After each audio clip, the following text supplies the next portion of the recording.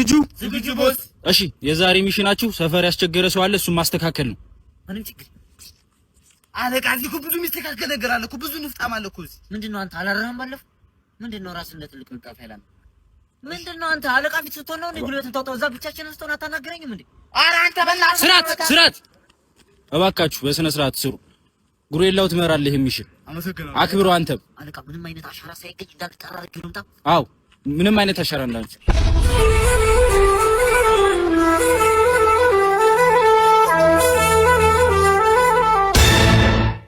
ያንዴውን ብቻ በላም ታደለ ጉሬላው ሂድና ጉሬላ የምን ጉሬላ ነው? እና ምንድን ነው የምትለው? ይሄን የመሰለ ሰውዬ ምን ልናደርገው እንዴ?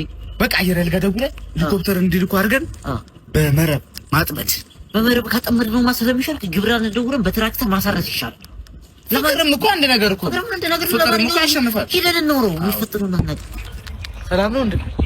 እኔ በለዚህ ሰፈር ያፈሉትን አለላክ ያሉትን በጣም ያስቸግሩትን መጥቀጣቻ አንተ ነው እና ምን ፈለግ እንዴ? አይደለም እኮ ነው አንተ ምን ሆነ? አንተ ይታለ ዴለም እንዴ?